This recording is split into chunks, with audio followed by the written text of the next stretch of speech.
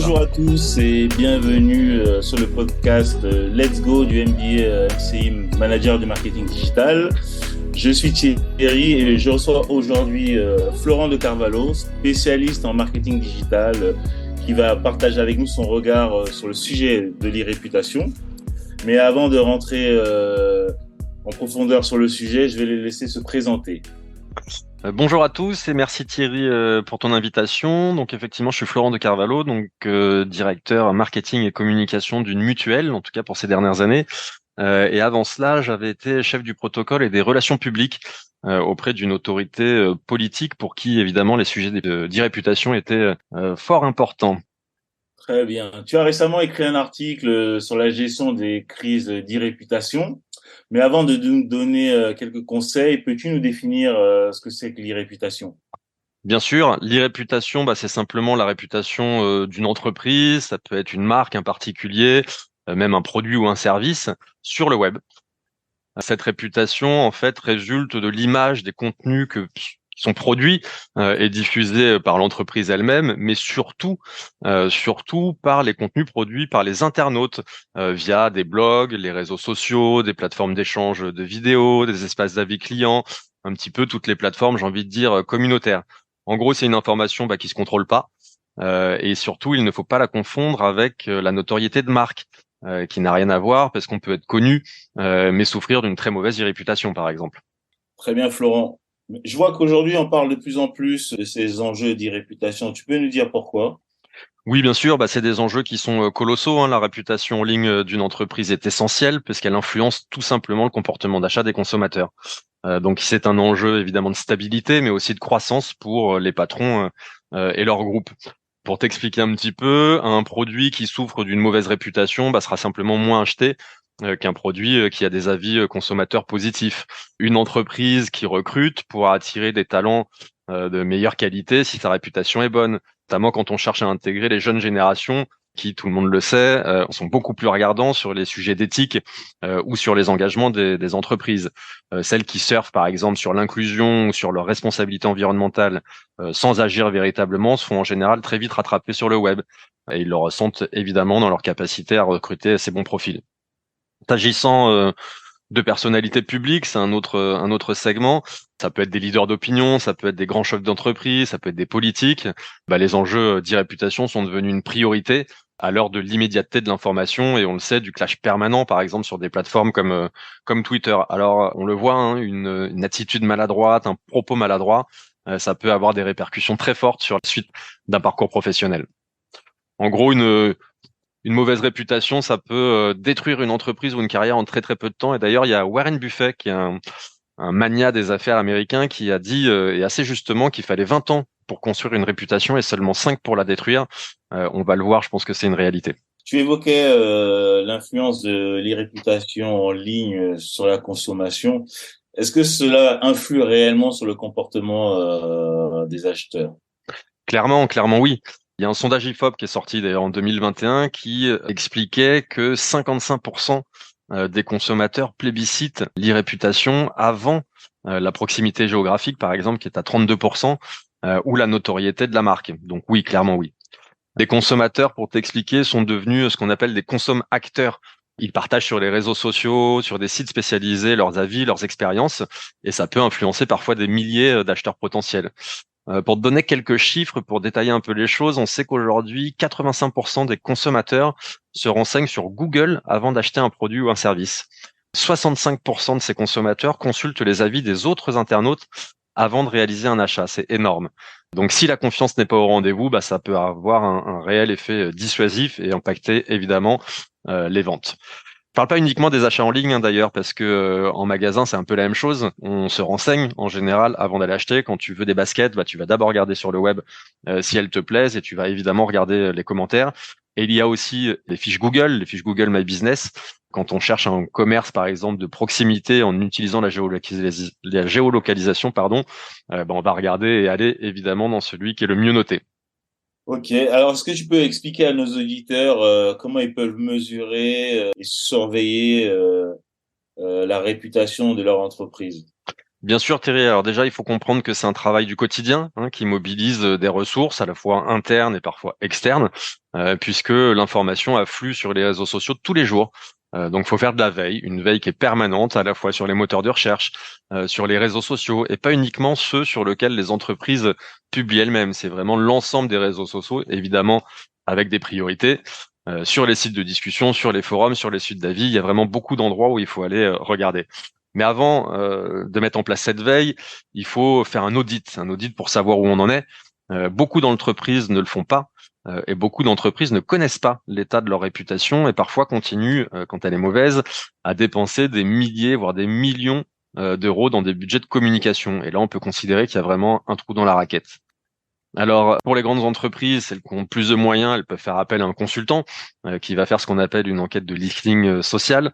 Ça va être de l'analyse de data qui va provenir justement de multiples sources pour regarder ce qu'on dit d'eux, leur part de voix, ce qu'on dit de leur concurrence, ce qu'on dit de leur marché.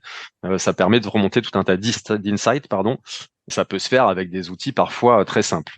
Très bien, Florent. Est-ce que tu peux nous dire avec quel type d'outils on peut réaliser cette écoute?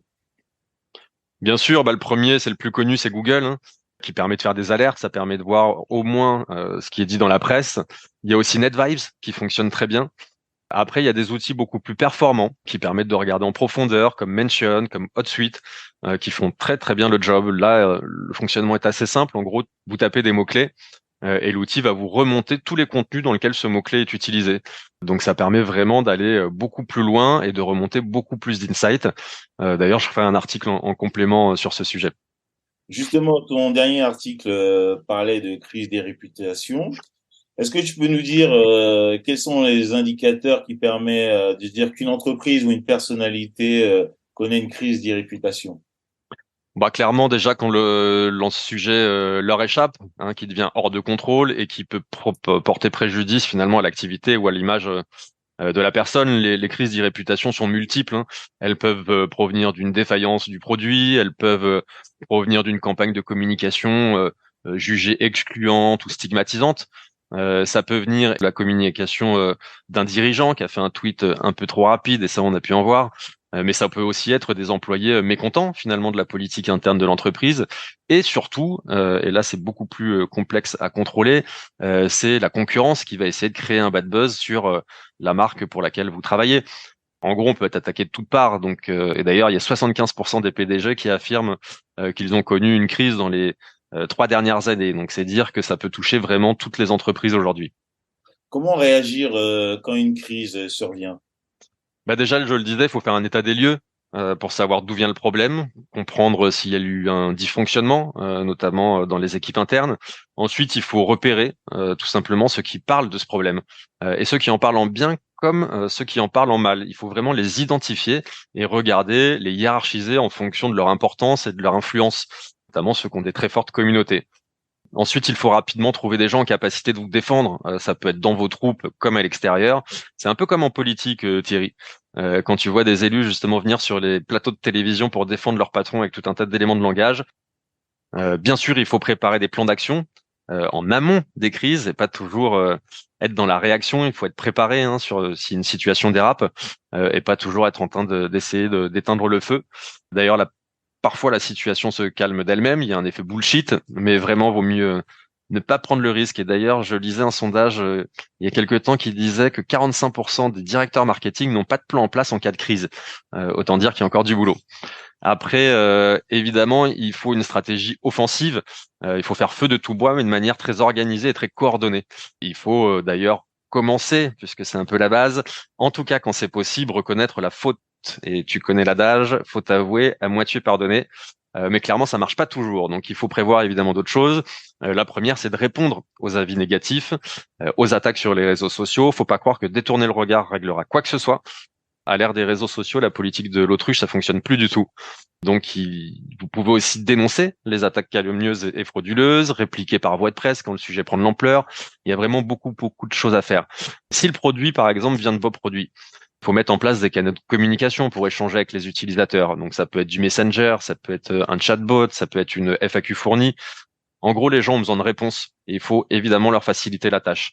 Ça évite qu'ils se répandent sur les réseaux sociaux et que cette crise d'irréputation enfle de plus en plus. J'ai envie de dire qu'il faut aussi faire comprendre aux clients que vous avez pris conscience du problème. Ça, c'est impératif. Et que vous réagissez ou que vous allez réagir pour pas que ça se reproduise. Il faut vraiment être dans l'écoute et montrer qu'on est réactif. Bien évidemment, tout ça, c'est de l'immédiat, c'est de la réaction. Et après, il y a des stratégies de fond. La plus connue consiste évidemment à créer une masse de contenu positif qu'on va dire un peu SEO friendly et qui vont venir repousser les mauvais le plus loin possible dans les pages de Google en sachant que la plupart des gens restent sur les premières pages de Google. C'est ce qu'on appelle le flooding. Mais dis-moi, Florent, est-ce qu'on peut vraiment prévenir ce type de crise? Ah, vaste sujet. Bah oui et non. J'ai envie de dire que si c'est un dirigeant, par exemple, ou un politique qui dérape sur la toile, ça va être compliqué parce que ça se prévoit pas. En revanche, si ça vient d'un dysfonctionnement interne ou d'un problème produit ou d'un service client qui est pas à la hauteur des attentes, évidemment qu'on le peut. Là, pour le coup, bah, il suffit de solliciter très régulièrement ses clients pour avoir des feedbacks. D'ailleurs, Bill Gates disait que les clients mécontents sont la meilleure source d'apprentissage, et je crois qu'il a fondamentalement raison. Faut pas avoir peur de regarder la réalité en face, faut pas avoir peur de fouiller, de creuser. Ça permet d'améliorer son offre, ça permet d'améliorer son image, et ça permet évidemment, in fine, d'améliorer ses résultats. Donc là encore, il y a des méthodes. Ça consiste à interroger régulièrement et à différents moments. Ça peut être après l'achat, au moment de la livraison, quelques temps après l'achat. C'est du marketing conversationnel. En fait, les clients, on n'est pas juste là pour leur vendre des produits. Il faut communiquer avec eux, avoir leur retour. Ça peut vraiment nous faire progresser. Alors au-delà des crises, il faut bien comprendre que les avis clients, c'est une véritable stratégie marketing, hein. Il faut les solliciter, je le disais, mais il faut aussi les analyser, il faut répondre et surtout ne pas le faire dans la masse, ce qui est un peu l'erreur de beaucoup d'entreprises. Il faut personnaliser les choses parce que il y a beaucoup de boîtes qui envoient des tonnes de mails qui adoptent ce type de comportement. Évidemment, les gens en reçoivent des tonnes et n'ont pas du tout envie de répondre. Donc ça, c'est un point important. Et évidemment, parce que ça, je l'ai souvent entendu, il faut que ces avis soient véritables. Attention aux achats de commentaires, ça existe, mais honnêtement, on les repère très vite et ça peut plutôt porter préjudice. Merci beaucoup, Florent, pour cet éclairage sur ce sujet très intéressant qu'est l'e-réputation. Qu'est-ce que tu pourrais dire à nos auditeurs en termes de conclusion? En conclusion, bah, que depuis le Web 2 et l'avènement des plateformes dites de socialisation, bah, en gros, tout le monde peut s'exprimer, et ça très facilement, parfois de manière anonyme, et ce qui amène de nombreux dérapages, et ça amène souvent les gens à dire un peu n'importe quoi. Donc il faut être vigilant, évidemment. Au-delà de ça, on est dans une société où les gens ont besoin d'être rassurés avant d'acheter, avant de s'engager, avant de voter. Donc la marque, qu'elle soit une personne physique ou qu'elle soit une entreprise, elle doit être vigilante sur ce qu'elle fait, sur ce qu'elle dit. Elle doit montrer des preuves de sa bonne foi, elle doit être dans la transparence, elle doit être dans la réaction. Et ça, tout ça, c'est un moteur de croissance. Alors pour ça, évidemment, faut contrôler son image en ligne. C'était notre sujet. Et beaucoup de patrons n'en ont pas encore pris conscience, mais je pense que les mentalités évoluent. Merci beaucoup, Florent, pour ta présence et ton éclairage dans notre podcast. D'ailleurs, j'invite tous ceux qui nous écoutent à lire ton article sur le blog du MBA MCI. Merci beaucoup et à très bientôt. Merci Thierry, merci à tous, bonne journée. Bonne journée.